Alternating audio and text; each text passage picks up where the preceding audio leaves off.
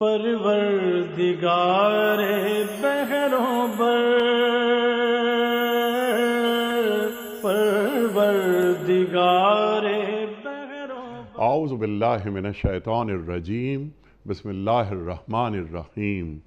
ان اللہ وملائکتہ یصلون علی النبی یا ایہا الذین آمنوا صلوا علیہ وسلموا تسلیما۔ اللہم صل علی سیدنا و نبینا و شفیعنا و مولانا محمد وعلی آل محمد وبارک وسلم۔ محترم خواتین و حضرات، السلام علیکم۔ پیام صبح کے ساتھ ایک بار پھر حاضر میں ہوں آپ کا میزبان انیق احمد۔ قرآن کریم کی مختلف آیات پر روزانہ گفتگو ہوتی ہے۔ ملک کے جید علماء سے سیکھتے ہیں کہ قرآن کریم ہم سے کیا مخاطبت کر رہا ہے اور کس کس انداز سے ہمیں روشنی فراہم کرتا ہے، ہدایت ملتی ہے، رحمت ملتی ہے۔ آج کی آیت میں بھی ہدایت اور رحمت کی بات ہے۔ ہم وہ بھی سیکھیں گے اپنے معزز مہمان سے کہ قرآن ہدایت کسے کہتا ہے اور قرآن رحمت کیسے بنتا ہے۔ خواتین و حضرات، یہ سلسلہ الحمدللہ جاری ہے کہ قرآن کو سکھانے کے لیے ملک کے جید ممتاز علماء تشریف لاتے ہیں اور قرآن سے ہمیں قریب کر دیتے ہیں۔ آج سورہ اعراف کی آیت نمبر 52 کے حوالے سے ہم بات کروائیں گے اپنے ملک کے ایک ممتاز عالم دین سے۔ اللہ فرما رہا ہے کہ ہم ان لوگوں کے پاس ایک ایسی کتاب لے آئے ہیں جس کو ہم نے علم کی بنیاد پر مفصل بنایا ہے۔ ظاہر قرآن کریم کی بات ہو رہی ہے، علم کی بنیاد پر مفصل۔ اب قرآن علم کسے کہتا ہے؟ مفصل تفصیلات۔ کیا قرآن کریم تمام کائنات کا احاطہ کرتا ہے؟ کیا قرآن انسان کو انسان سے زیادہ جانتا ہے، انسان کی نفسیات سے واقف ہے؟ الا یعلم من خلق، اللہ تعالیٰ قرآن کریم میں فرماتا ہے کہ کیا وہی نہیں جانے گا جس نے پیدا کیا؟ خواتین و حضرات، یہاں بہت ساری باتیں انشاءاللہ سوالات میں اٹھائیں گے۔ پھر اللہ فرماتا ہے کہ اور جو ایمان لانے والوں کے لیے ہدایت بھی ہے اور رحمت بھی۔ یہ قرآن اہل ایمان کے لیے ہدایت بھی ہے اور رحمت بھی۔ جو لوگ ایمان نہیں لا سکے اب تک، کیا قرآن ان کے لیے ہدایت نہیں ہے؟ کیا ان کے لیے رحمت نہیں ہے؟ ہدی للمتقین کی بات قرآن کریم کرتا ہے تو ہدی للناس کی بات بھی قرآن فرماتا ہے۔ شہر رمضان الذی انزل فیہ القرآن ہدی للناس۔ سوالات بہت سارے انشاءاللہ سیکھیں گے محترم مفتی احمد عفنان صاحب سے۔ خواتین و حضرات، مفتی احمد عفنان صاحب ہمارے ملک کا ایک ممتاز، مقبول اور محبوب نام۔ پاکستان میں پڑھا، پاکستان کے باہر پڑھا، صاحب نگاہ عہد کا لمس آپ کی گفتگو میں۔ اسلامک جورسپروڈنس، شریعہ، بڑا کام ہے آپ کا۔ فارغ التحصیل ہیں آپ جامعۃ الرشید سے۔ مفتی احمد عفنان صاحب کو خوش آمدید کہتے ہوئے پروگرام کا آغاز اللہ تعالیٰ کے بابرکت نام سے سورہ اعراف اور آیت نمبر 52 اعوذ باللہ من الشیطان الرجیم، بسم اللہ الرحمن الرحیم۔ وَلَقَدْ جِئْنَاهُمْ بِكِتَابٍ فَصَّلْنَاهُ عَلَى عِلْمٍ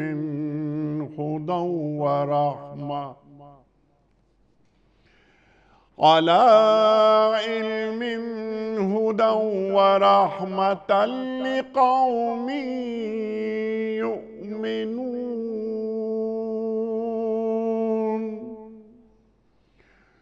عَلَى عِلْمٍ هُدًى وَرَحْمَةً لِقَوْمٍ يُؤْمِنُونَ۔ صدق اللہ العظیم۔ سورہ اعراف آیت نمبر 52۔ ہم ان لوگوں کے پاس ایک ایسی کتاب لے آئے ہیں جن کو ہم نے علم کی بنیاد پر مفصل بنایا ہے اور جو ایمان لانے والوں کے لیے ہدایت اور رحمت ہے۔ خواتین و حضرات، محترم احمد عفنان صاحب کی خدمت میں اس سے پہلے کہ ہم رکھیں آج کے پروگرام کے حوالے سے پہلا سوال، کل کے پوچھے گئے سوال کا درست جواب اور آج کا سوال آپ کی خدمت میں۔ کل کا سوال ہمارا یہ تھا کہ امیر المومنین حضرت ابوبکر صدیق رضی اللہ تعالیٰ عنہ نے اپنے گھر کا سارا سامان کس غزوے میں پیش کیا تھا؟ درست جواب غزوہ تبوک میں۔ آج کا سوال نوٹ فرما لیجئے، خطیب الانبیاء کس نبی کا لقب ہے؟ حضرت یحییٰ علیہ السلام کا، یا حضرت موسیٰ علیہ السلام کا، یا حضرت شعیب علیہ السلام کا؟ جو درست جواب آپ سمجھتے ہوں روانہ فرمائیے۔ ہمارے فون نمبرز ہیں 0092213452709۔ ہمارا دوسرا فون نمبر ہے 009221343000980۔ ہمارا ای میل ایڈریس ps@duniatv.tv، ہمارا SMS کا نمبر 3031 اور ہمارا واٹس ایپ کا نمبر ہے 009232182509194۔ حضرت ارشاد فرمائیے، چھوٹی سی آیت ہے، ایک ایسی کتاب ہم لائے ہیں جو علم کی بنیاد پر مفصل ہے۔ کتاب سے مراد یقیناً قرآن کریم ہے۔ سوال ایک ذہن میں یہ بھی آتا ہے کہ سورہ اعراف مکی صورت ہے، نازل ہو رہی ہے، کتابی شکل میں ابھی نہیں آئی، لیکن اللہ تعالیٰ یہاں کتاب بیان کر رہا ہے۔ ارشاد فرمائیے۔ بسم اللہ الرحمن الرحیم، والصلاة والسلام علی نبینا محمد وآلہ صحبہ اجمعین، رب یسر ولا تعسر وتمم بالخیر وبک نستعین۔ قرآن پر آدمی جب بھی بات کرتا ہے، بڑے عرصہ ہو گیا 20-25 سال بات کرتے ہوئے، لیکن بلا مبالغہ ہمیشہ اپنی کم مائیگی کا احساس ہوتا ہے، اور ایک آدمی تھوڑا سا لرزہ طاری ہوتا ہے کہ اللہ کی کتاب کا حق پتہ نہیں ہم سے ادا ہوگا نہیں ہوگا۔ تو بس ڈرتے ڈرتے دعا کرتے ہوئے کچھ بات عرض کرتے ہیں، جو صحیح ہو گیا وہ اللہ کی طرف سے، جو غلط ہو گیا وہ ہماری طرف سے۔ دیکھیں، ایک تو بڑا ضروری جو میں ہر دفعہ عرض کرتا ہوں، آیت کا پس منظر بڑا ضروری ہے، کانٹیکسٹ، شان نزول اور ورود، اور پیچھے سے کیا بات چل رہی ہے۔ تو پیچھے سے بات جو چل رہی ہے وہ ساری وہ اصحاب الاعراف کی چل رہی ہے، اور جہنم کا منظر، جنت کا منظر، اور پھر اللہ تعالیٰ نے یہ کہا کہ انہوں نے لہو و لعب اور کھیل تماشا دین کو بنایا، اور اپنی انٹرٹینمنٹ، اپنی خواہشات، اپنی لسٹ کی وجہ سے اس دین کا انکار کرتے ہیں جو اللہ تعالیٰ نے اتنا سمجھایا شروع میں سورہ اعراف سے۔ اب آگے یہ بات آ رہی ہے کہ اللہ تعالیٰ اپنے عذر تام کر رہے ہیں کہ اہل مکہ جو ہیں، مشرکین مکہ، ان کو اللہ تعالیٰ نے کیا کسر چھوڑی، ہر چیز تو سمجھائی ان کو، اور سمجھانے کی انتہا کر دی، پھر بھی یہ نہیں مان رہے۔ اس سمجھانے میں جو سب سے قوی چیز ہے وہ ہے اللہ تعالیٰ کی کتاب۔ اب آئے وَلَقَدْ جِئْنَاهُمْ بِكِتَابٍ، اب یہ وَلَقَدْ کے یہ لوگ انکار کرتے چلے آتے ہیں، انکار کر رہے ہیں، اس کے باوجود کہ ہم نے تو ایک بڑی زبردست کتاب ان کو دی ہے، پھر بھی انکار کریں۔ وَلَقَدْ جِئْنَاهُمْ بِكِتَابٍ، یقیناً ہم نے ان کو ایسی کتاب ہم لے کے آئے ان کے پاس، فَصَّلْنَاهُ عَلَىٰ عِلْمٍ، جس کو ہم نے کھول کھول کر بیان کیا ہے، اپنی طرف سے جانتے ہوئے کہ مخلوق کے فائدے کی چیز کیا ہے۔ یہ فَصَّلْنَاهُ کا دوسرا معنی جو امام قرطبی نے کیا، وہ معنی یہ ہے کہ اس قرآن کو ہم نے تجرید سے بیان کیا ہے، جتنی ضرورت تھی آہستہ آہستہ بیان کیا ہے۔ ہدن، ہدایت بھی ہے ان کے لیے، رحمت بھی ہے، جو مانے گا رحمتوں میں نہا جائے گا، لقوم یؤمنون، ان لوگوں کے لیے جو ایمان لاتے ہیں۔ تو اب یہ جو آپ نے سوال فرمایا کہ یہاں پر کتاب کیوں کہا گیا، ایک علمی سوال ہے، تو دیکھیں کتاب کا ایک معنی تو جو ہم سمجھتے ہیں کہ یہ کتاب ہے، عربی میں کتاب جو ہے وہ مکتوب کے معنی میں ہوتا ہے، جس کو لکھا جائے، خط کو بھی کتاب کہہ دیتے ہیں، جو لکھا ہو۔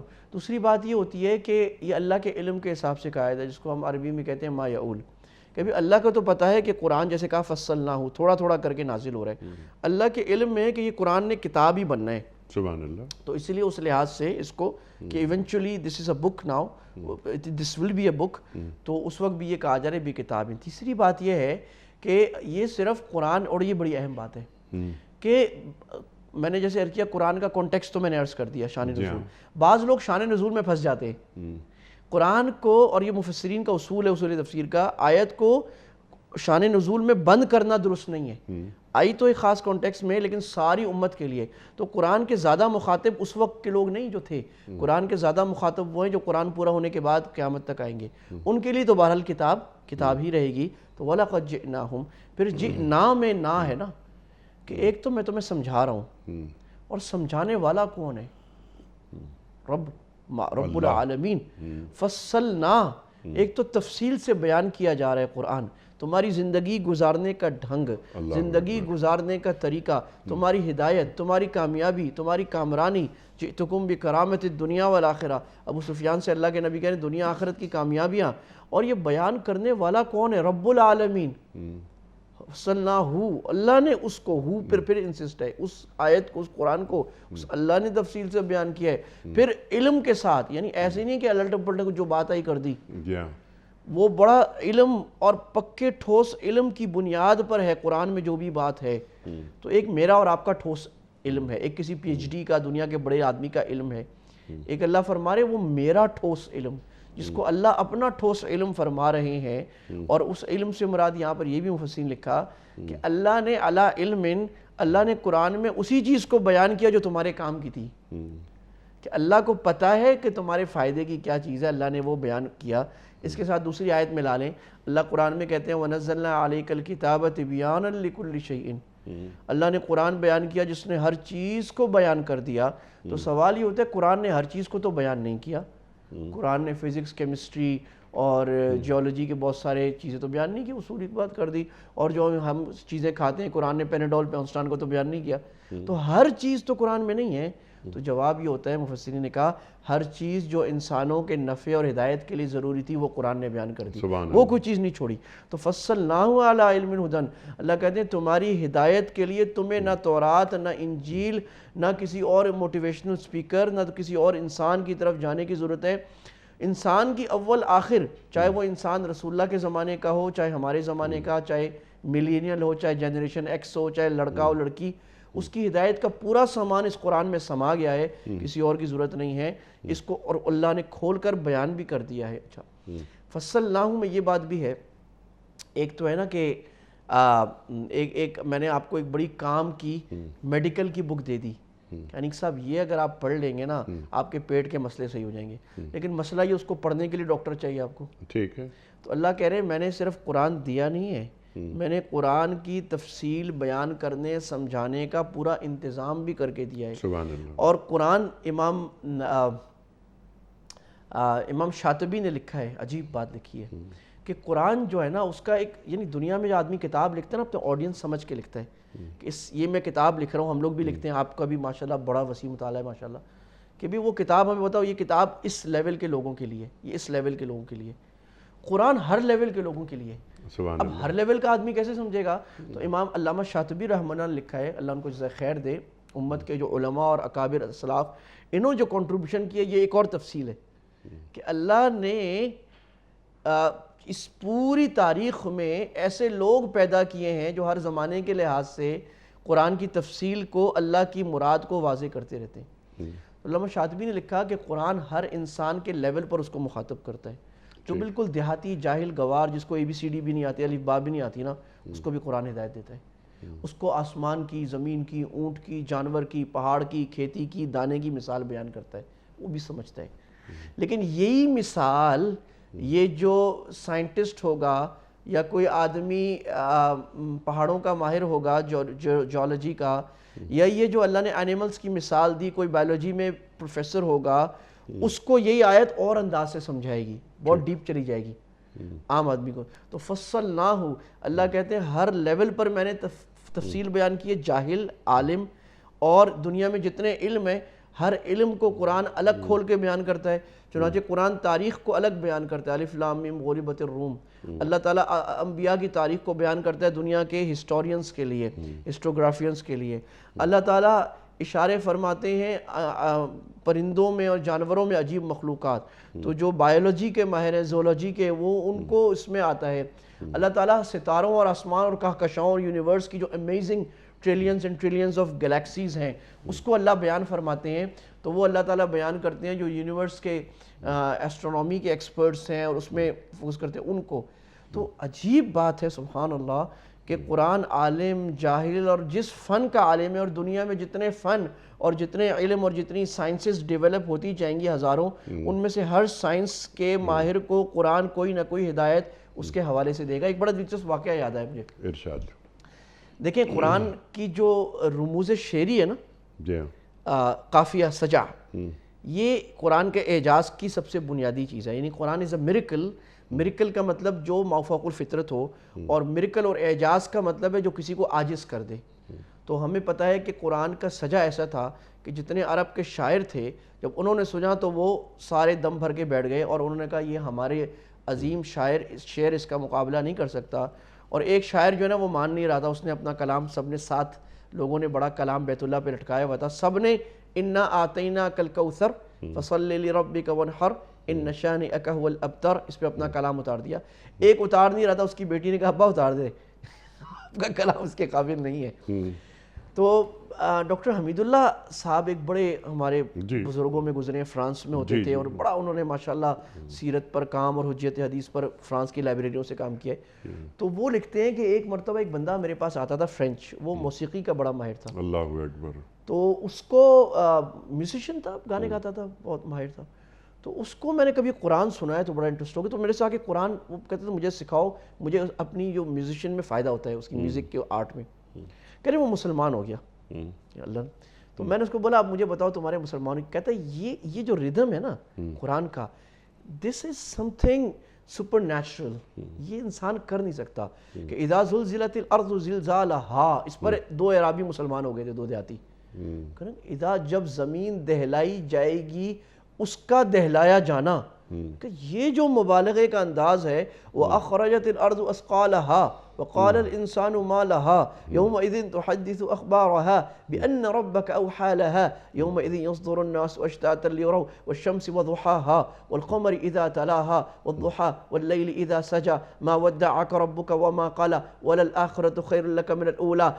اب یہ ایسا سجا ہے کہ جس کو عربی اور ردم کی ذرا شبہت ہوگی وہ ڈھیر دھڑام نیچے گر جائے گا. ایک مثال ہے. تو قرآن ہر اولم یرو ان السماء سقفا محفوظا, اللہ کہتے ہیں آسمان کو نہیں دیکھا کہ کیسے ہم نے ایک پروٹیکٹڈ روف بنائی ہے. آج ماہرین کو پتہ لگا کہ اللہ نے 7 لیئرز بنائے ہیں آسمان کے اوپر, جو ہمیں ہر لیئر ڈیفرنٹ چیز سے ہمیں پروٹیکٹ کر رہی ہے. کوئی کولڈ سے پروٹیکٹ کر رہی ہے, کوئی سورج کی مضر جو گرمی ہے اس سے پروٹیکٹ کر رہی ہے, اور مفید گرمی کو اندر آنے دے رہی ہے, مضر کو دور کر رہی ہے, کوئی اوزون سے, کوئی ڈیفرنٹ چیزیں سے. اللہ نے اس وقت فرما دیا اولم یرو ان السماء سقفا محفوظا. اب دنیا اس پہ ریسرچ کرتی چلی جائے کرتی جائے, یہ آیت اپنی جگہ کھڑی رہے گی. اب سقفا محفوظا, آسمان ایک پروٹیکٹڈ روف ہے, اس کے نئے پرت ہزاروں نکلتے چلے جائیں گے, لیکن آیت اپنی, وہ آیت کو کوئی ہلا نہیں سکے گا. اللہ نے تخلیق کے مراحل بیان کیے, کوئی ہزاروں PhD ہو گئے, لگے رہ رہے کہ پہلے نطفہ, پھر علقہ, پھر مضغہ, لگے رہے. وہ آیت وہیں کھڑی ہے. یہ معنی ہے فصلناہ. جتنے شبہات لوگوں کو دین پہ آئیں گے, جتنے اعتراضات آئیں گے, ان سب کا جواب قرآن میں ہی موجود ہے. ایلوبریٹ کون کرے گا؟ یہ اللہ کا ایک اور معجزہ ہے کہ اس دین کو علماء ایسے ملے, اسکالرز ایسے ملے, مفسرین ایسے ملے, محدثین ایسے ملے, مزکین ایسے ملے, مربی ایسے ملے, گرامر کے ماہر ایسے ملے, رجال کے ماہر ایسے ملے, جو کسی امت کو کوئی میچ ہی نہیں کر سکتا, نہ یہودی نہ عیسائی. ان کے پاس عشر و عشیر بھی اتنے علماء, اتنے اسکالرز نہیں ہیں جتنے اللہ کے نبی صلی اللہ علیہ وسلم کی امت کو اور مختلف ڈائیورسٹیز والے ملے ہیں اور بھرے چلے جا رہے ہیں.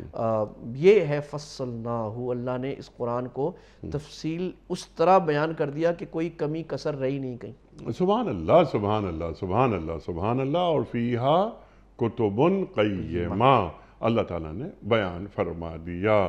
تمام کتابیں, دیگر آسمانی کتابیں, وہ جز ہیں اور یہ کل ہے. اچھا, یہاں سوالات کچھ اٹھتے ہیں, تو میں چاہتا ہوں کہ وہ سوالات پہلے سامنے کے رکھیں, پھر ہدایت اور رحمت پر آئیں. سوالات ذہن میں اٹھتے ہیں. آپ تو مغرب میں رہتے ہیں اور رہے ہیں مغرب میں بہت. ایک بات جو آپ کی گفتگو کے ذیل میں ذہن میں آتی ہے وہ یہ کہ عقل انسانی بہت ترقی کر گئی. اب ہمیں کسی بھی آسمانی مدد کی ضرورت نہیں, کوئی الہامی جو علم ہے اس کی ہمیں ضرورت نہیں ہے مغرب میں خاص طور پہ, بلکہ یہ کہ سوسائٹی کو بے خدا بنایا جائے. پارلیمنٹ بیٹھ کے جو کچھ طے کر لے گی وہی سب کچھ ہوگا. بے خدا سوسائٹیز میں سیکولرزم آ گیا, لبرلز آ گئے. تو ان کا جواب دینے کے لیے اور یہ اللہ تعالیٰ معاف فرمائے کہ اس طرح کے سوالات ہمارے ملک میں بھی ہمارے بچیاں اور ہمارے بچے اٹھانے لگے ہیں تعلیمی اداروں میں۔ وَلَقَدْ يَسَّرْنَا الْقُرْآنَ لِلذِّكْرِ فَهَلْ مِن مُدَّكِرٍ۔ قرآن کریم کو بہت آسان کر دیا گیا ہے۔ جب ہمارے لوگ اور غیر مسلم قرآن کریم کو دیکھ رہے ہیں تو کیا ان سے کہاں غلطی ہو رہی ہے؟ وہ عقل انسانی کو وحی خداوندی پر کیسے فوقیت دے سکتے ہیں؟ اچھا، جیسے میں نے عرض کیا کہ یہ بڑا اہم نقطہ آپ نے، اہم ترین نقطہ اٹھایا ہے جو آج کا سب سے بڑا مسئلہ اس وقت بنا ہوا ہے، اور لوگ سمجھتے ہیں کہ صرف یہ امریکہ یا یورپ میں بنا ہوا ہے۔ یہ ہمارے ملکوں میں، جیسے آپ نے فرمایا، یہاں کی جو ہماری ایلیٹ یونیورسٹیز ہیں وہاں بچے بچیاں ہمارے بچے بچیاں ہیں، لیکن وہ ان کو گمراہ کیا جا رہا ہے اور وہ گمراہ ہو رہے ہیں، اور اس کی دو وجوہات ہیں۔ ایک تو گمراہی کا جو پروپیگنڈا ہے وہ بڑا اسٹرانگ ہے، اور شاید ہم وہ ڈیفنس نہیں دے پا رہے جو دینا چاہیے تھا، جو فریضہ ادا کرنا چاہیے تھا۔ لیکن اس کی ساری بیسز، یہ جو آج کا جو لبرلزم ہے اور سیکولرزم ہے، اس کی ساری بیسس قرآن نے بیان کی ہوئی ہیں۔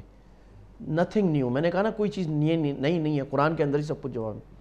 اللہ نے فرمایا تھا اَرَأَيْتَ مَنِ اتَّخَذَ إِلَٰهَهُ هَوَاهُ، اے میرے حبیب کیا آپ نے اس آدمی کو دیکھا جس نے اپنی خواہش کو اپنا خدا بنایا ہے؟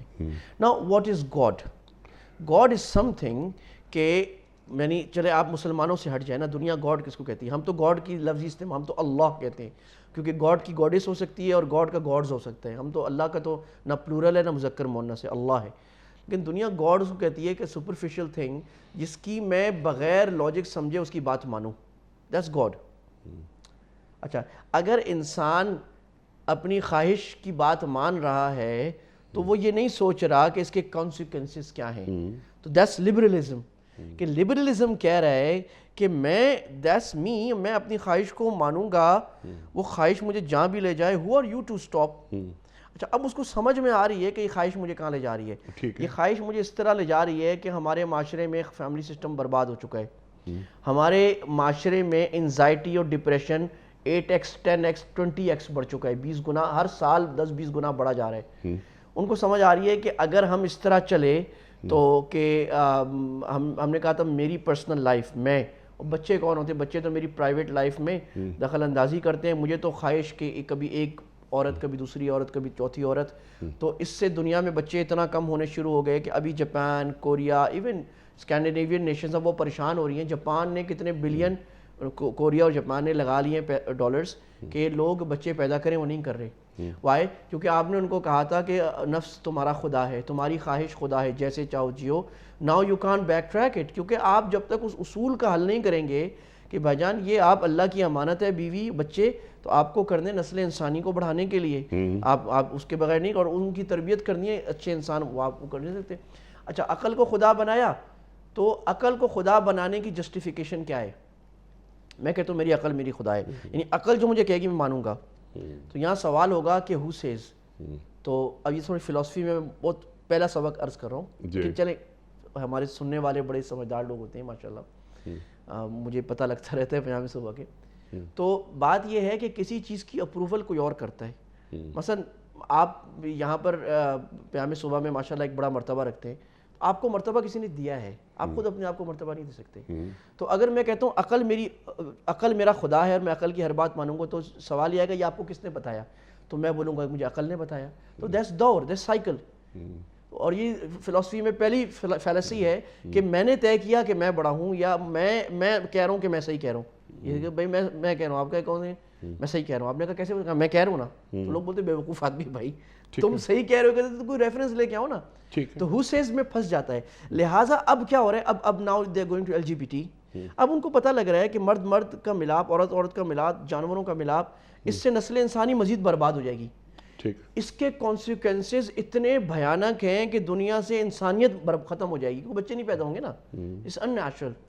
But they are not seeing their consequences, کہ اس کا نتیجہ کیا نکلے گا، کیونکہ انہوں نے اپنی خواہش کو خدا بنایا۔ تو میں نے جو تعریف عرض کی، خدا کی تعریف ہوتی ہے کہ آدمی نتائج سے بے پرواہ ہو کر اس کی ہر بات مانے۔ تو لبرلزم یہی کم کر رہا ہے۔ ٹھیک اور وہ تمہاری تہذیب آپ اپنے خنجر سے خودکشی کرے گی، وہ شعر کی تصحیح کر دیے گا، اس میں ہم آپ کے شاگرد ہیں، تو شاخ نازک پہ بنے گا آشیانہ ناپائیدار ہوگا.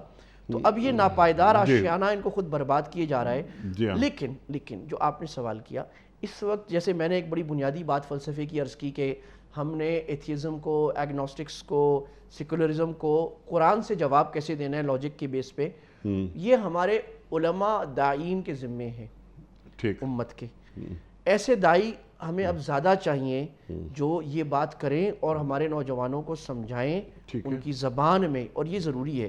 دیکھیں اگر میں گاڑی اردو میں بات سمجھا رہا ہوں نا، یا گاڑی عربی میں، وہ عربی میں لکھا ہوا ہے میرے پاس لیکن وہ کسی کو سمجھ نہیں آنے کا، کوئی فائدہ نہیں. تو یہاں پر قرآن کی وہ آیت ہمیں مخاطب فرماتی ہے وَمَا أَرْسَلْنَا مِن رَسُولٍ إِلَّا بِلِسَانِ قَوْمِهِ، جو بھی نبی اللہ نے بھیجا اپنی قوم کی زبان میں. تو ان دا لینگویج دے انڈرسٹینڈ، ان دا فلسفی they understand, on the ground they understand. لوگوں کو سمجھانے یہ تو آگے کے معاملات ہیں نا، جو سوالات اٹھا رہے ہیں ہمارے بچے یا جو ویسٹ اٹھا رہا ہے، تو کیا ہم ان سوالات کو سمجھنے کی اہلیت بھی رکھتے ہیں؟ اب یہ بڑا تلخ سوال آپ نے اٹھایا ہے، اور یہ میرا ایک کام بھی ہے کیونکہ میں 1-2 سال سے کریکولم ڈیولپمنٹ میں انوالو ہوں، میرا زیادہ کام. تو اس میں ہم یہی دیکھتے ہیں کہ اگر میں سوال کروں کہ ہمارے ہاں جو جن لوگوں کو تیار کیا جا رہا ہے امت کی خدمت کے لیے، کیا وہ یہ سوال سمجھ بھی سکتے ہیں، تو بڑا قابل افسوس نتیجہ آئے گا کہ نہیں، سوال ہی نہیں سمجھ سکتے. اور وہ یہ سمجھتے ہی نہیں ہیں کہ یہ مسئلہ کیا ہے اور اس وقت نوجوان کیوں گمراہ ہو رہے ہیں.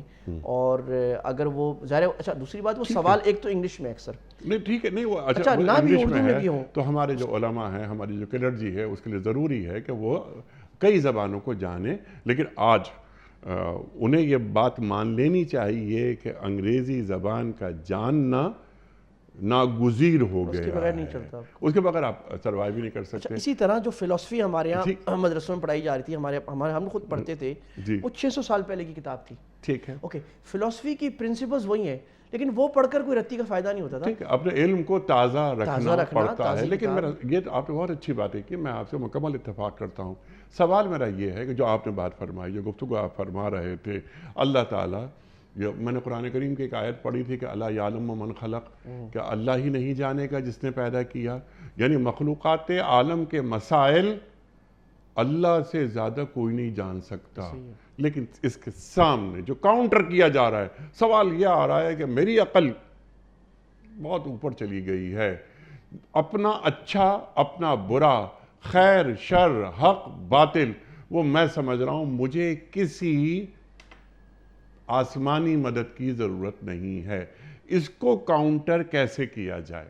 لیکن اس کا ایک تو میں نے عرض کر دیا کہ جو میں نے لاجیکلی عرض کیا کہ لاجک ہی خود آپ کو کاؤنٹر کر دے گی کہ عقل خدا نے. دوسری بات میں بڑی واضح عرض کروں، دیکھیں بات یہ ہے کہ اچھا کیا دنیا میں جو ہم 100 سال میں دیکھ لیں جن لوگوں نے لاجیکل فلسفیز دی ہیں، ان کی فلسفیز 1-2 ڈیکیڈ میں کاؤنٹر نہیں ہو گئی ہیں.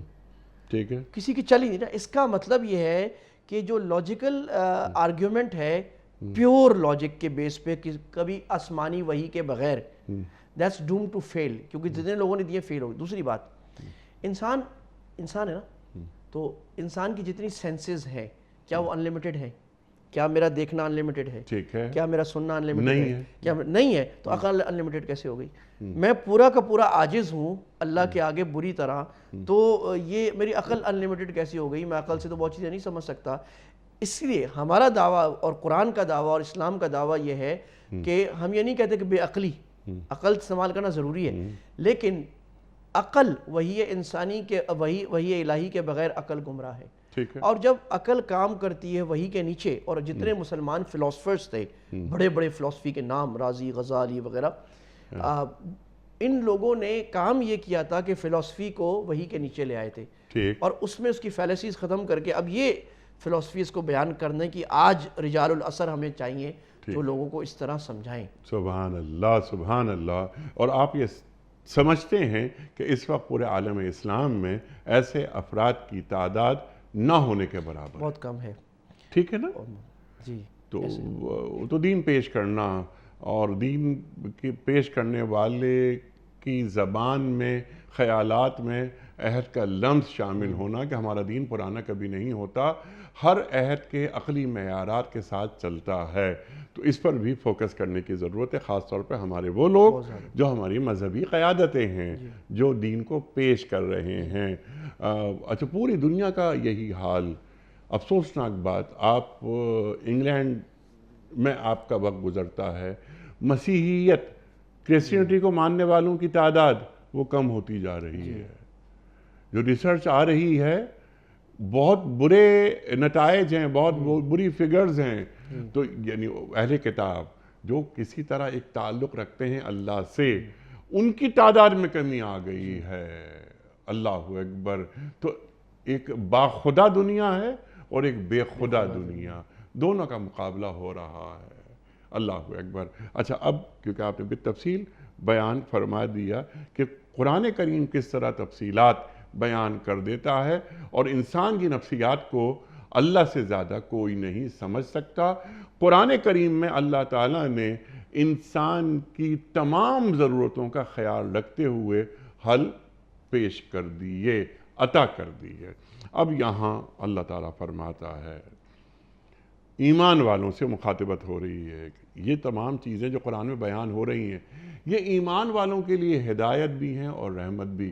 میں نے انٹرو میں ایک سوال یہ رکھا تھا کہ محض اہل ایمان کے لیے قرآن تو ہدی للناس ہے نا، شہر رمضان الذی انزل فیہ القرآن ہدی للناس۔ تو یہاں اہل ایمان محدود کیا گیا ہے۔ یہ فرما دیجئے گا، قرآن ہدایت کب بنتا ہے، قرآن رحمت کب بنتا ہے؟ وَنُنَزِّلُ مِنَ الْقُرْآنِ مَا هُوَ شِفَاءٌ وَرَحْمَةٌ لِّلْمُؤْمِنِينَ۔ وہاں رحمت اور شفا اللہ بیان فرما رہا ہے۔ ارشاد۔ بڑا ریلیونٹ سوال آپ نے اٹھایا جو ایسے موقع پہ مفسرین ذکر فرماتے ہیں، اور یہ سوال سب سے پہلے پیش آتا ہے قرآن کی سورہ بقرہ کی دوسری آیت پہ، جب ہم ہدی للمتقین، ہدی للمتقین، کہ وہاں یہ سوال آتا ہے کہ اللہ فرماتے ہیں ذالک الکتاب لا ریب فیہ، یہ کتاب ایسی ہے جس میں شک کی کوئی گنجائش نہیں ہے، اور یہ ہدایت ہے متقین کے لیے۔ تو وہاں ہم سوال یہ اٹھایا جاتا ہے کہ بھئی جو متقی ہے اس کو تو پہلی ہدایت مل گئی، اس کو اور ہدایت کیا لینی ہے؟ تو ہدایت تو ہونی چاہیے غیر متقی کے لیے۔ تو اس کا جواب یہ ہے کہ اللہ تعالیٰ بات کرتے ہیں مایعول کے حساب سے آگے کی، کہ اس کا مطلب ہے ہدایت متقین، جو متقی بننا چاہتا ہے اس کے لیے ہدایت ہے۔ اس کا ترجمہ مفسرین یہاں کرتے ہیں ای منیبین، انابت، یعنی جس کے اندر، میں آسان زبان میں عرض کروں، اب یہاں یہ جو ہماری آیت چل رہی ہے لقوم یؤمنون، ہدایت ہے ایمان والوں کے لیے۔ تو ایمان والا تو پہلے ہدایت پہ آ گیا، اس کے لیے ہدایت مزید کیا ہے؟ جواب یہ جو ایمان والا بننا چاہتا ہے، یعنی جس انسان کے اندر یہ جستجو ہے کہ میں حق کو تلاش کر لوں، مجھے حق عیسائی سے ملے، یہودی سے ملے، ہندو سے ملے، مسلمان سے، بس اس جستجو میں لگا ہے۔ نمبر 2، وہ کسی تعصب کا شکار نہیں ہے۔ نمبر 3، تکبر کا شکار نہیں ہے، اس کو کوئی انانیت نہیں ہے کہ میں کسی کی بھی، کوئی بھی آدمی ہو وہ حق بات کرے میں مان لوں، مان لے گا، اور اخلاص سے لگا ہے۔ اخلاص اس کے اندر جستجو ہے کہ بھئی میں نے زندگی کا مقصد پہچاننا ہے، صحیح مذہب پہچاننا ہے، اس کو قرآن ہدایت دے گا۔ اللہ۔ احتراز کس سے ہے پھر؟ کس کو ہدایت نہیں ملے گی؟ تو جس میں یہ شرائط نہیں ہے، جو ضدی ہے، جیسے یہودی تھے کہ سارا کچھ سمجھ آنے کے باوجود یعرفونہ کما یعرفون ابناءہم، اللہ کہتے ہیں یہ اللہ نبی صلی اللہ علیہ وسلم کو یہودی ایسے پہچانتے تھے جیسے میں کوئی اپنے بچوں کو پہچانتا ہے، کسی کے 5-6 بچے ہوں تو وہ ایک ایک بچے کا نام، اس کی صفات، اس کی عادتیں پہچانتا ہے۔ ایسے تفصیل سے تورات میں لکھا گیا تھا اور یہ پہچانتے تھے، پھر بھی نہیں مانا۔ ضد، اناد، بغیم بینہم، لوگ مذہبی تعصب، قومی تعصب، فرقہ واریت کے تعصب سے حق نہیں مانتے۔ میرے ایک زمانہ گزرا ہے 20-1 سال پہلے، میں مناظرے بڑے سنتا تھا جو ہمارے آپس میں فرقے والوں کے ہوتے ہیں نا، اللہ تعالیٰ ہمارے ختم کرے بس یہ لڑائی۔ تو میں دیکھتا تھا کہ وہ اگلا مناظر جو ہے دیوبندی، بریلوی، اہل حدیث جو بھی ہے، تو آپس میں مناظر ہوتے تھے، وہ بڑی صحیح بات کرتا تھا، اس کو بھی پتا، ان کی کتاب میں بھی وہ بات لکھی ہوتی تھی۔ یہ مانتے نہیں تھے کیونکہ مان لیں گے تو مناظرہ ہار جائیں گے، مناظرہ ہار جائیں گے تو ان کے لوگ زندہ باد کی بجائے مرد آباد کے نعرے لگائیں گے، تو بس اپنی انانیت کی وجہ سے ماننی نہیں ہے بات۔ تو یہ وہ انیب، یہ قرآن نے جگہ جگہ مضمون بیان کیا ہے۔ پہلی صفت جو ہدایت کی پہلی سیڑھی ہے وہ ہے وَأَنِيبُوا إِلَىٰ رَبِّكُمْ وَأَسْلِمُوا لَهُ۔ انابت آئے گی پھر اسلام آئے گا، کہ بھائی اناد ختم ہو جائے کہ بھی مجھے جو حق بات کہے گا چاہے میرا مخالف ہے، اگر کہے گا صحیح دلیل بیان کرے گا میں اس کی بات مان لوں گا۔ اللہ کے نبی صلی اللہ علیہ وسلم نے فرمایا کہ جاہلی زمانے میں لوگ یہ کہا کرتے تھے کہ انصر اخاک ظالما او مظلوما، اپنے بھائی کی مدد کرو ظالم ہے یا مظلوم ہے۔ اللہ کے نبی نے فرمایا کہ میں بھی یہی کہتا ہوں انصر اخاک ظالما او مظلوما، اپنے بھائی کی مدد کرو ظالم ہے یا مظلوم ہے۔ تو صحابہ نے کہا وہ کیسے؟ یعنی یا رسول اللہ ہمارا بھائی مظلوم ہے تو اس کی مدد کریں، ظالم ہے تو کیسے مدد کریں؟ آپ نے فرمایا ظالم ہے تو ایسے مدد کرو اس کا ہاتھ روکو کہ بھائی آپ میرے بھائی ہو، میرے قبیلے کے آدمی ہو، میرے جماعت کے آدمی ہو، لیکن بھائی جان یہ آپ غلطی کر رہے ہو، یہ حق نہیں ہے۔ یہ لِقَوْمٍ يُؤْمِنُونَ ہدل، قرآن اس کو ہدایت دے گا جو ضدی نہیں ہے، تعصب نہیں ہے، اخلاص ہے اور جس میں تکبر نہیں ہے۔ اگر یہ صفات ہوں تو بڑے سے بڑے آدمی کو قرآن ہدایت نہیں دے گا۔ قرآن کہے گا میں آپ کا مخاطب ہوں نہیں، پہلے یہ صفات پیدا کرو۔ یہ صفات پیدا کرنے میں بھی قرآن مدد کرے گا۔ کسی میں تکبر ہے تو اس کا تکبر کا ازالہ کرے گا، تعصب ہے اس کا ازالہ کرے گا، مثالیں بیان کرے گا۔ دیکھو تعصب والے کیسے ہلاک ہو گئے، برباد ہو گئے، دیکھو تکبر والے فرعون کا کیا حشر ہو گیا، ناک بھی کٹ گئی، دفن ہو گیا، آج تک عبرت بنا ہوئے، تم یہ نہ کرو۔ دیکھو ابلیس نے تکبر کیا، کیسا راندہ درگاہ ہو گیا، ان کی بھی قرآن مدد کرے گا۔ تو قرآن ایک بہترین انسان بنائے گا، یعنی اس دل کو قابل بنائے گا ہدایت کے لیے، اس دل کے خوبصورت شیشے کو صاف کر کے شیشہ بنائے گا، اور پھر جب وہ قابل ہو جائے گا تو اس میں ہدایت کی پیاری شراب قرآن ڈالے گا۔ تو یہ اللہ فرما رہے ہیں کہ ہدی ورحمۃ لقوم یؤمنون، اور وہ جب ہدایت آ جائے گی تو پھر رحمت سراسر بن جائے گا۔ پھر وہ رحمت دنیا کی بھی ہے، وہ رحمت دین کی بھی ہے، اور وہ رحمت دنیا کی بھی ہے اور رحمت آخرت کی بھی ہے۔ کہ وہ رحمت کا مطلب ہے کہ وہ سراپا رحمت میں ڈھانپا ہوگا، کہ مصائب میں بھی خوش ہو رہا ہوگا، مزے میں ہوگا، خاندانی زندگی بھی خوبصورت ہوگی، اس کو مال میں بھی قناعت مل رہی ہوگی، ایک خوبصورت زندگی جو ہے نا عیشتاً زبردست قسم کی زندگی گزارنے کا، اور جنت میں بھی بڑے بڑے استقبال ہوں گے۔ تو یہ ہے ہدن ورحمتن لقوم یؤمنون۔ سبحان اللہ سبحان اللہ۔ یہاں پر اہل ایمان اس رحمت کے، اس ہدایت کے زیادہ مستحق ہو جاتے ہیں، قرآن کریم سے جڑ جاتے ہیں۔ اچھا یہاں پر ایک اور نکتہ میں چاہتا ہوں ذرا آپ سے ہم سیکھ لیں کہ کیا ہدایت مسلسل طلب کرنے والی چیز نہیں ہے؟ اہدنا الصراط المستقیم ہر نماز میں ہم دعا مانگتے ہیں۔ سرکار دو عالم صلی اللہ علیہ وآلہ وسلم نے اپنی حیات مبارکہ کی جو آخری نماز ادا فرمائی، اس میں بھی سورہ فاتحہ پڑھی اور اہدنا الصراط المستقیم، اور ہم سب جانتے ہیں کہ سورہ فاتحہ کے بغیر کوئی نماز ہو ہی نہیں سکتی، یہ اللہ کے رسول فرماتے ہیں صلی اللہ علیہ وآلہ وسلم۔ تو ہدایت اگر مجھے مل گئی، اور ہدایت وہی جو اللہ کی طرف سے آئے، اِنَّ هُدَى اللَّهِ هُوَ الْهُدَى، اللہ نے قرآن کریم میں بیان فرما دیا۔ میں چاہتا ہوں کہ یہ ہدایت پالوں، ہدایت اللہ تعالیٰ نے سینہ کھول دیا اور ہدایت پہنچا دی۔ اس ہدایت کو مل جانے کے بعد کیا میں اطمینان سے بیٹھ جاؤں، یا اس میں بھی ایک درجات ہیں؟ میں کسی اعلیٰ درجے پر فائز ہونا چاہتا ہوں، اس کا طریقہ کیا ہوتا ہے؟ دین اس کے بارے میں کیا تعلیم کرتا ہے؟ بڑا خوبصورت سوال کیا آپ نے، بڑا ہی خوبصورت سوال، اللہ آپ کو جزائے خیر عطا فرمائے۔ دیکھیں دو باتیں یہاں، ایک ہے ہدایت کوالٹیٹیو، ایک ہے ہدایت کوانٹیٹیو۔ پہلے تو کوانٹیٹیو ہے، یعنی جسٹ بینگ ہدایہ، تو وہ اس کا درجہ یہ ہے کہ پہلے انابت آتی ہے انسان کے اندر، اس کے بعد انسان کو ہدایت ملتی ہے، اس کے بعد اب یعنی ہدایت کا مطلب مسلمان ہو گیا تو ہدایت مل گئی، کوئی گمراہانہ نظریات نہیں ہے، ختم نبوت پر پورا عقیدہ ہے، صحابہ پر ایمان ہے، قرآن کو صحیح سمجھتا ہے، پورا ایمان ہے، حدیث کو مانتا ہے، یہ تو کوانٹیٹیو ہدایت پوری ہو گئی۔ اس ہدایت کو بھی پریزرو کرنے کی بڑی اہمیت قرآن نے بیان کی۔ ربنا لا تزغ قلوبنا بعد اذ ہدیتنا وہب لنا، اللہ جی ہدایت ملنے کے بعد میرا دل کہیں پھیر نہ دیجیے آپ، ایسا نہ ہو کہ مسلمان ہونے کے بعد کافر ہو جاؤں میں، بہت سے لوگ ہو گئے۔ تو اللہ یہ نہ ہوتا، یہ کوانٹیٹیو ہدایت جو ایمان ہے نا، جو پہلی سیڑھی اور پہلی چابی ہے جنت میں داخل ہونے کے لیے، یہ اللہ مجھے مل جائے، جو اللہ کے نبی صلی اللہ علیہ وسلم فرما رہے ہیں کہ من قال لا الہ الا اللہ تصدیقا بقلبہ دخل الجنہ۔ ابو ہریرہ سب کو خوشخبری سنا دو، بس جس نے لا الہ کہا جنت میں داخل ہو جائے گا۔ یہ پہلا درجہ ایمان کا کوانٹیٹیو۔ یہ ایسے کہ جیسے میں بزنس مین بن گیا، میں نے آج 1 لاکھ روپے سے بزنس شروع کر دیا، میں بزنس مین تو بن گیا۔ اب اس کے ہزاروں درجات ہیں. ایک لاکھ والا بزنس مین ہے, ایک 10 لاکھ والا ہے, کروڑوں والا ہے, ارب والا ہے, اربوں والا ہے. اب جس طرح دنیا میں دوڑ لگتی ہے اس سے کئی گنا زیادہ دوڑ اس ہدایت کے درجات میں ترقی کی ہے. تو ایک ہدایت انبیاء کی ہے, پھر صحابہ کی, پھر اولیاء میں مرتبے. تو یہ آتا ہے آگے استقامت. ہدایت کا دوسرا درجہ ہوتا ہے استقامت. ان الذین قالوا ربنا اللہ ثم استقاموا. ربنا اللہ پہ مل گئی ہدایت, جنہوں نے کہہ دیا اللہ ہمارا ہے. آگے دوسرا درجہ کیا ہے؟ ثم استقاموا, پھر اس پہ ڈٹ گئے. اب ڈٹ جانا کہ وہ ہدایت اتنی سالڈ ہو جائے, جس طرح وہ کہیں سیمنٹ لگا دیں نا تو ترائی کرتے ہیں کافی دن, ترائی کرنے کے بعد سالڈ ہو جاتا ہے, نہ لگائیں نا تو کچا ہو جاتا ہے. تو اس کی اتنی ترائی کرنا کہ وہ اب کوئی مجھے یقین ہو جائے اس ایمان سے مجھے کوئی ہٹا نہیں سکتا, استقامت ہو جائے پکا. اور اس کے بعد درجہ آتا ہے قلب مطمئنہ کا, کہ پھر ناممکن ہو جاتا ہے کہ کوئی اس کو اس ہدایت سے ہٹائے. اور یہ بڑے خاص لوگوں کو ملتا ہے. ہم دعا کر لیتے ہیں اللہ ہمیں عطا فرمائے کہ وہ اللہ قیامت میں فرمائیں گے یا ایھا النفس المطمئنہ ارجعی الی ربک راضیۃ مرضیہ. اب سوال یہ ہے کہ ہدایت اس منزل تک پہنچا کیسے جاتا ہے؟ ٹولز کیا ہیں؟ ٹولز اعمال ہیں. جب ہدایت آ گئی تو چنانچہ یہ جو بحث چلتی ہے نا کہ ایمان کمپلیکس ہے کیا ہے, تو امام بخاری رحمہ اللہ تعالیٰ نے کتاب الایمان شروع میں رکھا ہے.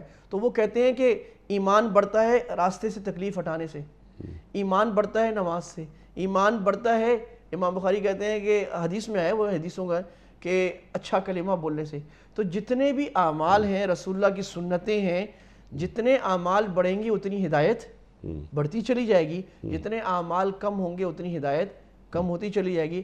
اس حساب سے جیسے جنت والوں کے ہزاروں لاکھوں درجے ہیں, اور ایک درجے کا اتنا فرق ہے جنت میں کہ جتنا جیسے ہم ستاروں کو دیکھتے ہیں تو جنت کے ایک لیول سے دوسرے لیول کا فرق اتنا ہے, اور یہ ہزاروں لیول ہے, 70,000 تو ہیں.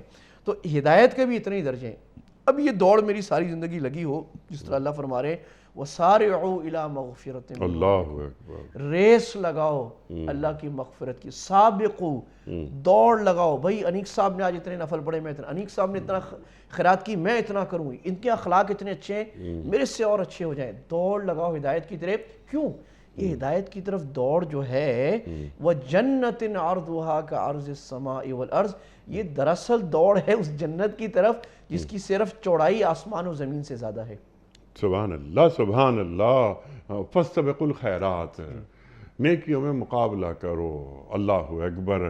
اچھا, ہدایت بالکل آپ نے واضح کر دی, کھول دیا.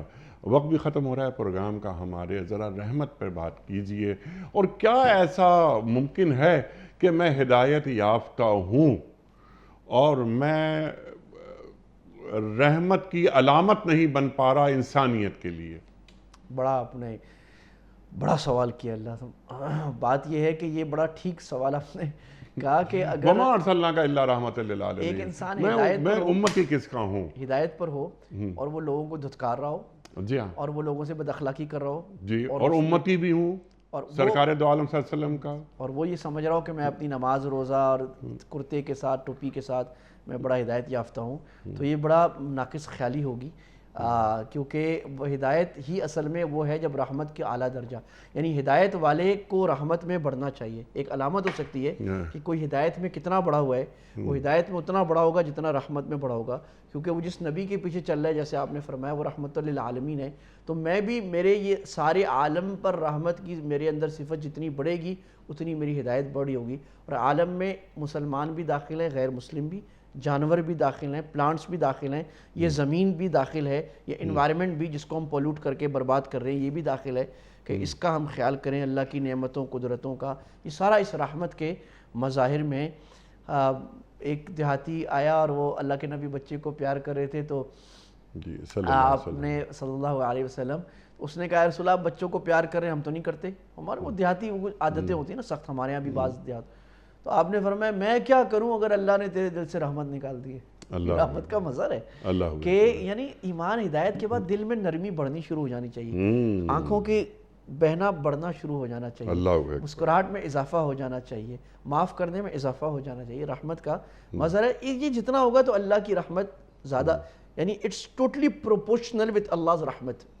کیسے؟ حدیث, اور یہ حدیث اس کو ہم کہتے ہیں مسلسل بالاولیہ. سفیان ثوری سے لے کر آج تک جو محدثین حدیث پڑھاتے ہیں, پہلی حدیث یہ پڑھاتے ہیں الرحمون یرحمہم الرحمن ارحموا من فی الارض یرحمکم من فی السماء. اللہ اکبر. رحمت کرنے والوں پر رحمان رحمت کرتا ہے، تم زمین والوں پر رحمت کرو، عرش والا تم پر رحمت کرے گا. اگر میں زمین والوں پہ رحمت نہیں کر رہا تو میں ہدایت یافتہ کیسے ہوں؟ تو وہ تو آسمان والے کی رحمت کا مستحق ہی میں نہیں ہو رہا. اچھا، جو ہدایت یافتہ ہو گیا اور وہ رحمت کے اظہار کا مظہر بن گیا، کیا اس کو خوف اور حزن ہو سکتا ہے؟ دیکھیں، خوف اور حزن دو قسم کا ہے. ایک ہے طبی، تو کسی بھی چیز پر جانے پہ طبی ہوتا ہے، جو اللہ کے نبی کو بھی ابراہیم علیہ السلام نے بیٹے کے جانے پر طبی ہوا تھا. ایک خوف حزن وہ ہوتا ہے کہ اپنے عاقبت کا اندیشہ کہ بھئی میں غلط کام کر رہا ہوں، پتہ نہیں میرا کیا بنے گا. یہ نہیں ہوگا اس کو.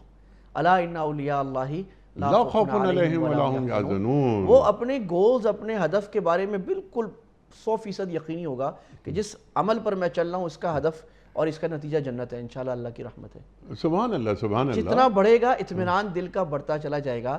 اور یہ اطمینان قلب جو ہے ہدایت کا آخری درجہ ہے. جیسے میں نے عرض کیا تھا نا، ہدایت کا چوتھا درجہ جو ہے نفس مطمئنہ. نفس مطمئنہ، بلکہ آپ نے تو وہ آیت بھی تلاوت فرمائی، سورہ فجر کی آخری آیت، یا ایھا النفس المطمئنہ ارجعی الی ربک راضیۃ مرضیہ فادخلی فی عبادی وادخلی. تو وہ اطمینان کس پر ہے؟ تو وہ اطمینان اپنی ہدایت پر ہونے پر. نفس امارہ کو نفس لوامہ کی طرف لے جانا ہے، اور نفس لوامہ کو نفس مطمئنہ میں.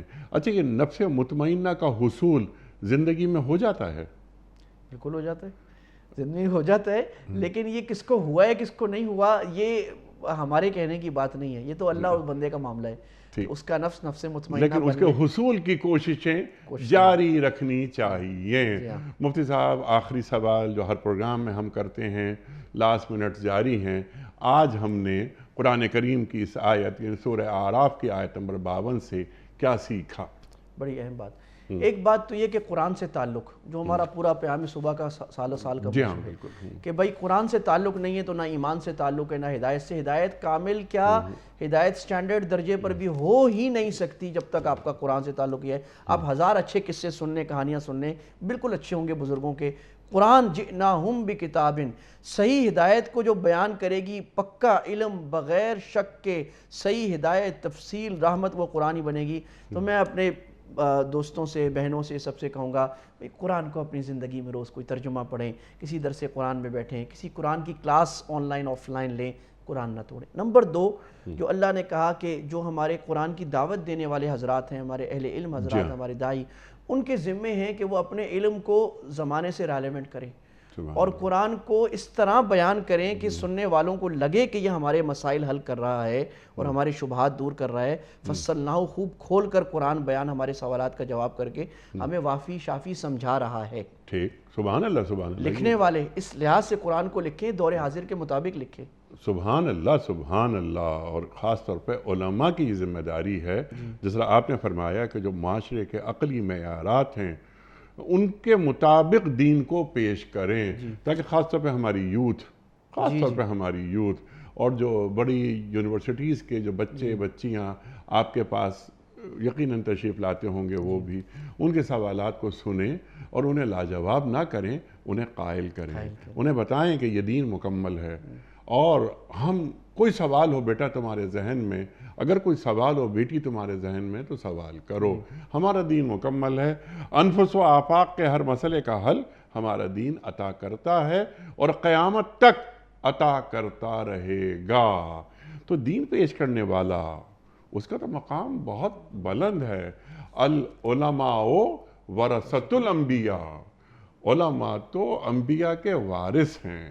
اللہ اکبر، اللہ اکبر. هل يستوي الذین یعلمون والذین لا یعلمون.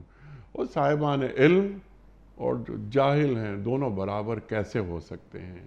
اللہ نے کتنا بڑا مقام ہمارے علماء کو دیا، لیکن بس وہ دین کو پیش کیا جائے، حکیمانہ انداز میں بات دل میں اتار دی جائے، اللہ کی مدد خود حاصل ہو جاتی ہے. مفتی صاحب، میں آپ کا بڑا ممنون، بڑا شکر گزار، آپ تشریف لائے. خواتین و حضرات، ہمارے علماء کو اللہ سلامت رکھے، تشریف لاتے ہیں اور قرآن کریم کا علم ہم تک پہنچاتے ہیں. دور دور تک ہمارے معزز علماء کی بات جاتی ہے. الحمدللہ کروڑوں افراد سنتے ہیں اور سیکھتے ہیں، سمجھتے ہیں، عمل کرتے ہیں اور دین کے پیغام کو آگے بڑھاتے ہیں۔ کوئز، کل کا سوال ہمارا یہ تھا کہ امیر المومنین حضرت ابوبکر صدیق رضی اللہ تعالی عنہ نے اپنے گھر کا سارا سامان کس غزوے میں پیش کیا تھا؟ غزوہ تبوک میں۔ آج کا سوال نوٹ فرما لیجئے، خطیب الانبیاء کس نبی کا لقب ہے؟ حضرت یحییٰ علیہ السلام کا، یا حضرت موسیٰ علیہ السلام کا، یا حضرت شعیب علیہ السلام کا؟ جو درست جواب آپ سمجھتے ہوں روانہ فرمائیے۔ ہمارے فون نمبرز ہیں 00922134527 ہمارا دوسرا فون نمبر ہے 009221343000980۔ ہمارا ای میل ایڈریس ps@dunyatv.tv، ہمارا SMS کا نمبر 3031، اور ہمارا واٹس ایپ کا نمبر ہے 009232580194۔ مفتی صاحب ایک پرچی نکال کر اعلان فرما دیجئے۔ آپ نے پرچی نکال لی اور آج کے ونر ہیں راؤ وقاص ندیم صاحب، احمد پور لمہ۔ اچھا، راؤ وقاص ندیم صاحب، شہر کون سا؟ احمد پور لمہ، ساتھ کا بعد۔ آپ کی خدمت میں دنیا ٹی وی کی جانب سے دینی کتب پر مشتمل گفٹ ہیمپر آپ کے گھر بذریعہ کوریئر روانہ کیا جا رہا ہے۔ آپ کو بہت بہت مبارک ہو۔ پیام صبح کا اختتام ہوتا ہے روزانہ ایک قول پر، اور وہ قول ہوتا ہے صاحب نہج البلاغہ امیر المومنین حضرت علی مرتضیٰ کرم اللہ وجہہ کا۔ آپ فرماتے ہیں، جس شخص میں حیا نہیں ہوتی اس میں خیر و خوبی نہیں ہوتی۔ جس شخص میں حیا نہیں ہوتی اس میں خیر و خوبی نہیں ہوتی۔ اللہ اکبر۔ اپنے میزبان انیق احمد کو کل تک کے لیے اجازت دیجیے۔ خدا حافظ۔ پروردگار بحروں بر